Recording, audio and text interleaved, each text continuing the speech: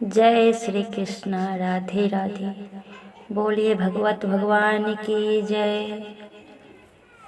आज तीसरा अध्याय का पाठ सुनाऊंगा। अर्जुन बोले, हे जनार्दन, यदि आप कर्म की तुलना में ज्ञान को श्रेष्ठ मानते हैं तो फिर क्या है कि सब आप मुझे क्यों भयंकर कर्म में लगाते हैं। आप अपने मिले हुए से वचनों से मेरी बुद्धि को मानो मोहित कर रहे हैं। इसलिए आप उस एक बात को निश्चय करके कहिए जिससे मैं कल्याण को प्राप्त हो जाऊं। श्री कृष्ण भगवान बोले, हे निष्पाप अर्जुन, इस लोक में दो तरह से होने वाली निष्ठा मेरे द्वारा पहले कही गई है। उनमें से सांख्य योगियों की निष्ठा तो ज्ञान योग से और भोगियों की निष्ठा कर्म योग से होती है। मनुष्य ना तो कर्मों की शुरुआत किए बिना निष्काम कर्म योग निष्ठा त्याग निष्ठा को अनुभव करता है और न कर्मों का केवल त्याग करने से सिद्ध को ही प्राप्त होता है। कोई भी मनुष्य किसी भी अवस्था में क्षण मात्र भी बिना कर्म किए हुए नहीं रहता, क्योंकि प्रकृति के वश में हुए समस्त प्राणियों से प्रकृति जन्य गुण कर्म करवा लेते हैं। जो मूढ़ बुद्धि वाला मनुष्य समस्त इंद्रियों को हठपूर्वक जबरदस्ती रोककर मन से इंद्रियों के विषयों का चिंतन करता रहता है, वह मिथ्याचारी झूठा व्यवहार करने वाला कहा जाता है। लेकिन हे अर्जुन, जो मनुष्य मन से इंद्रियों को नियंत्रण में करके अनासक्त रहित होकर समस्त इंद्रियों के द्वारा कर्म योग का व्यवहार करता है, वही श्रेष्ठ है। तो शास्त्र विधि से नियत किए हुए कर्तव्य कर्म कर, क्योंकि कर्म न करने की अपेक्षा कर्म करना श्रेष्ठ है तथा कर्म न करने से तेरा शरीर निवार भी सिद्ध नहीं होगा। यज्ञ कर्तव्य पालन के लिए किए जाने वाले कर्मों के अलावा अपने किए जाने वाले कर्मों में लगा हुआ यह मनुष्य समुदाय कर्मों से बांधता है। इसलिए हे कुंती नंदन, तू आसक्ति से रहित होकर उस यज्ञ के लिए ही कर्तव्य कर्म कर। प्रजापति ब्रह्मा जी ने सृष्टि के आदि काल में कर्तव्य कर्मों के विधान सहित प्रजा आदि की रचना करके उनसे कहा कि तुम लोग इस कर्तव्य कर्म के द्वारा सबकी वृद्धि करो और यह कर्तव्य कर्म रूपी यज्ञ तुम लोगों को इच्छादित भोग प्रदान करने वाला है। अपने इस कर्तव्य कर्म द्वारा तुम लोग देवताओं को उन्नत करो और वे देवता लोग अपने कर्तव्य के द्वारा तुम लोगों को अनंत करें। इस तरह एक दूसरे को उन्नत करते हुए तुम लोग परम कल्याण को प्राप्त हो जाओगे। यज्ञ के द्वारा वृद्धि को प्राप्त हुए देवता तुम लोगों को बिना मांगे ही इच्छित भोग की जरूरी सामग्री देते रहेंगे। इस तरह उन देवताओं द्वारा दी हुई सामग्री को दूसरों की सेवा में लगाए बिना जो मनुष्य स्वयं उसको भोगता है वह चोर ही है। यज्ञ के शेष को खाने वाले श्रेष्ठ मनुष्य सभी पापों से मुक्त हो जाते हैं। जो केवल अपने शरीर पोषण करने के लिए ही अन्न पकाते हैं, वे पापी लोग तो पाप को ही खाते हैं। सभी प्राणी अन्न से पैदा होते हैं। अन्न की पैदाइश वर्षा से होती है, वर्षा यज्ञ से होती है, यज्ञ कर्मों से संपन्न होता है। कर्मों को तू वेद से पैदा और वेद को अविनाशी परमात्मा से पैदा हुआ जान। इसलिए वह सर्वव्यापी परमात्मा सदैव ही यज्ञ में प्रतिष्ठित है। हे पार्थ, जो मनुष्य इस संसार में इस तरह परंपरा से प्रचलित सृष्टि चक्र के अनुसार नहीं चलता, यानी अपने कर्तव्य का पालन नहीं करता, वह इंद्रियों के द्वारा भोगों में रमन करने वाला, अधायु यानी पाप में जीवन व्यतीत करने वाला मनुष्य संसार में बेकार ही जीता है। लेकिन जो मनुष्य स्वयं में ही रमन करने वाला और स्वयं में ही तृप्त या स्वयं में ही संतुष्ट है, उसके लिए कोई कर्तव्य नहीं है। उस महापुरुष कर्मयोग से सिद्ध का इस संसार में ना तो कर्म करने से कोई मतलब रहता है और न कर्म ना करने से ही कोई मतलब रहता है, तथा सभी प्राणियों में भी जरा सा भी स्वार्थ का संबंध नहीं रहता। इसलिए तू नियंत्रण आसक्ति से रहित होकर कर्तव्य कर्म को अच्छी तरह करता रह, क्योंकि आसक्ति से रहित होकर कर्म करता हुआ मनुष्य परमात्मा को प्राप्त हो जाता है। जनकादि जैसे ज्ञानी महापुरुष भी आसक्ति रहित कर्म द्वारा ही परम सिद्धि को प्राप्त हुए थे। इसलिए लोक संग्रह को देखते हुए भी तो कर्म करने के लिए ही योग्य है, यानी कर्म अवश्य करना चाहिए। श्रेष्ठ मनुष्य जैसा जैसा व्यवहार करता है, दूसरे मनुष्य भी वैसा वैसा ही व्यवहार करते हैं।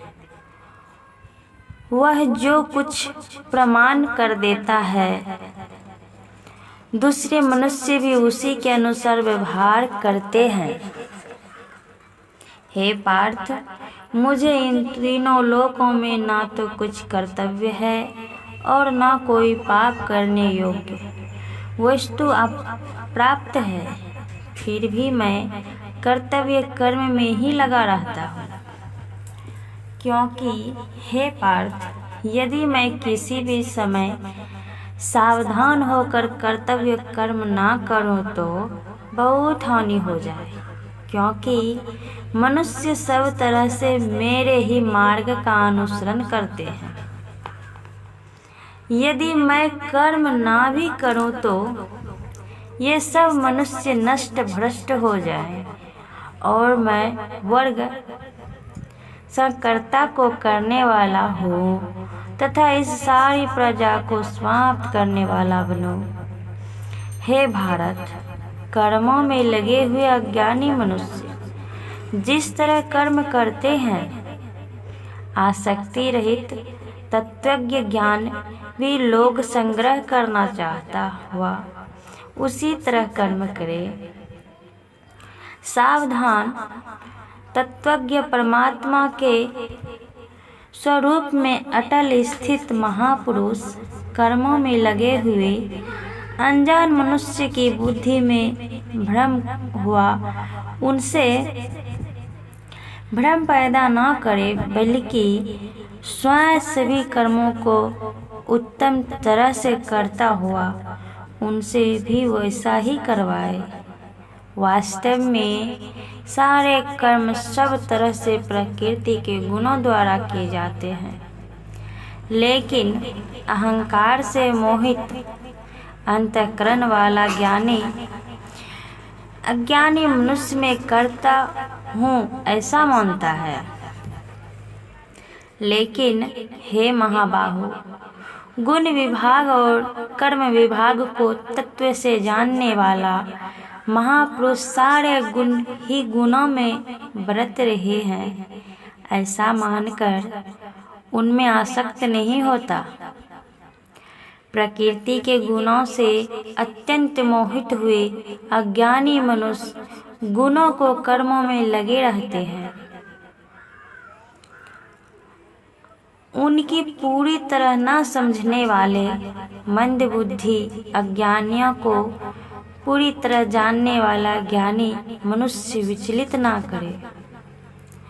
मुझ अंतर्यामी परमात्मा में लगे हुए मन द्वारा समस्त कर्तव्य कर्मों को मेरे में अर्पण करके आशा रहित, ममता रहित और संताप रहित होकर युद्ध रूप कर्तव्य कर्म करो।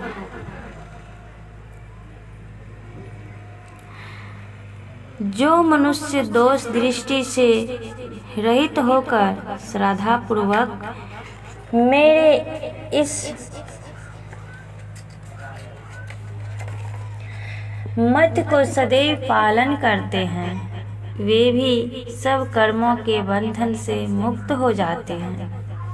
लेकिन जो मनुष्य मेरे इस मत में दोष दृष्टि करते हुए इसका पालन नहीं करते, उन सारे ज्ञानों में मोहित और विवेकी मनुष्य को नष्ट हुआ ही समझा।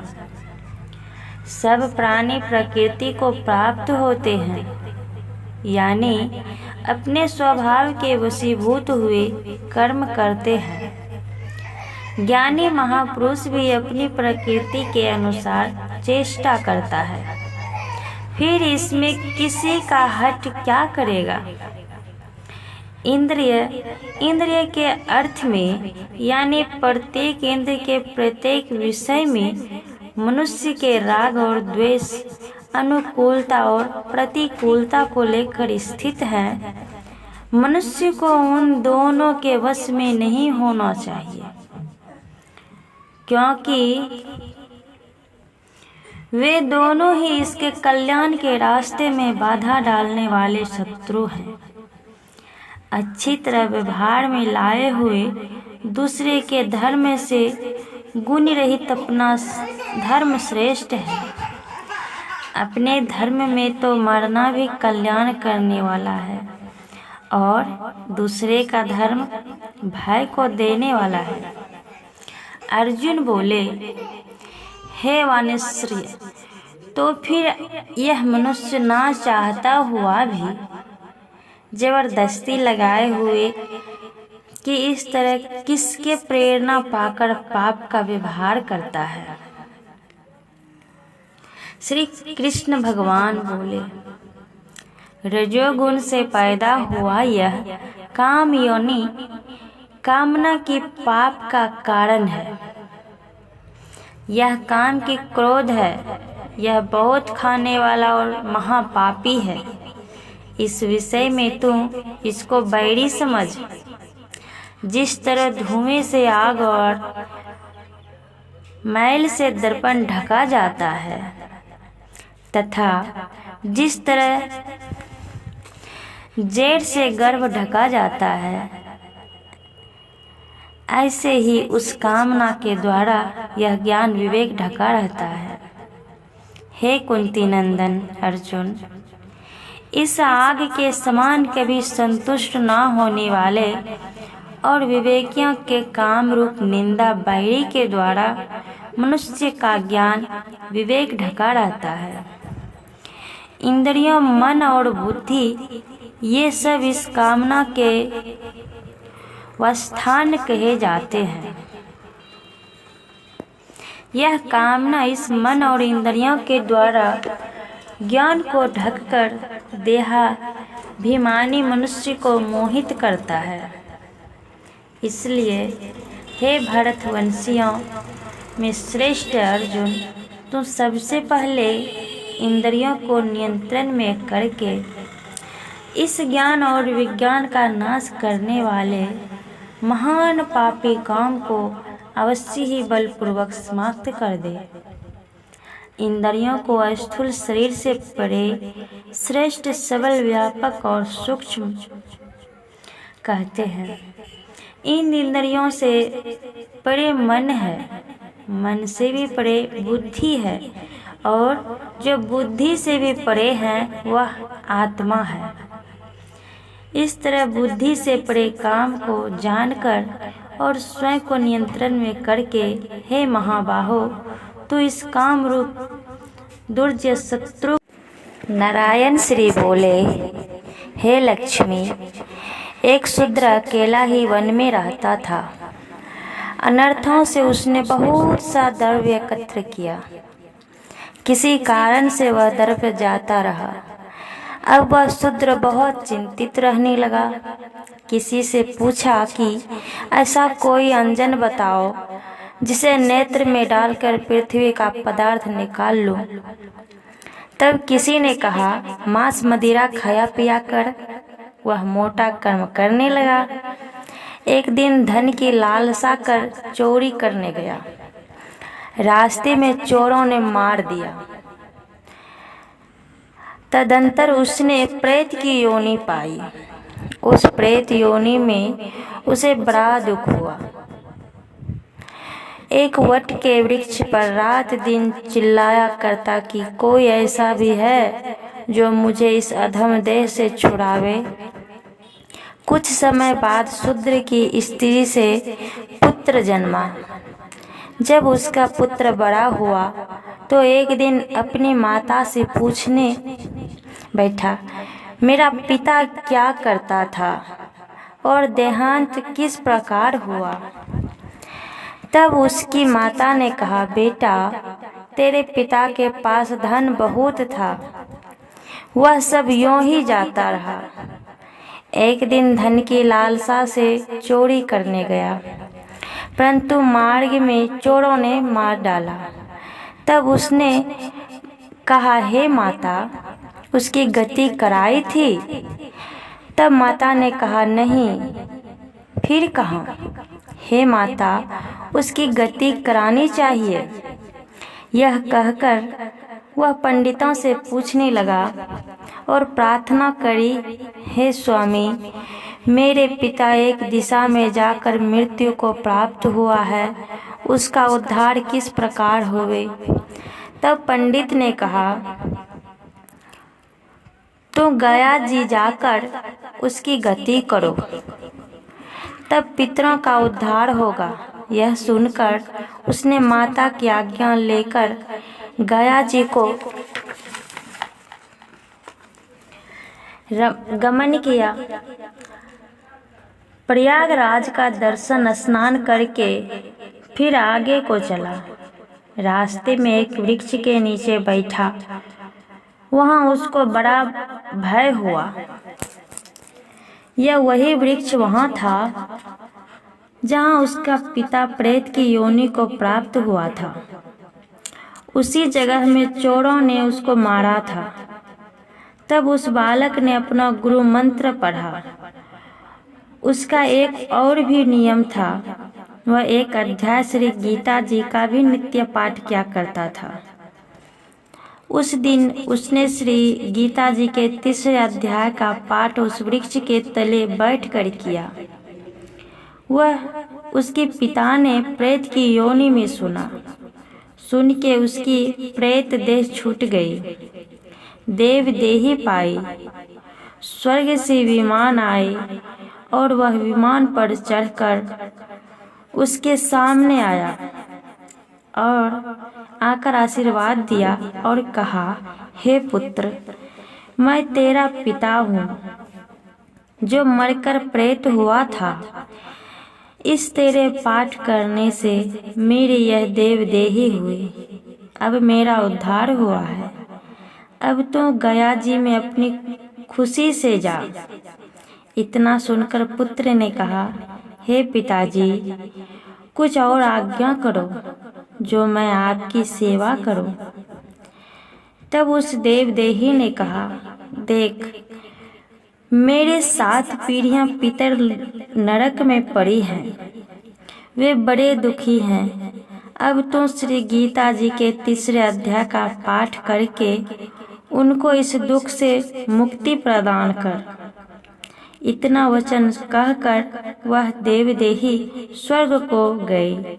तब बालक ने वहां 3 अध्याय का पाठ किया और सब पितरों को पुण्य देकर वैकुंठगामी किया।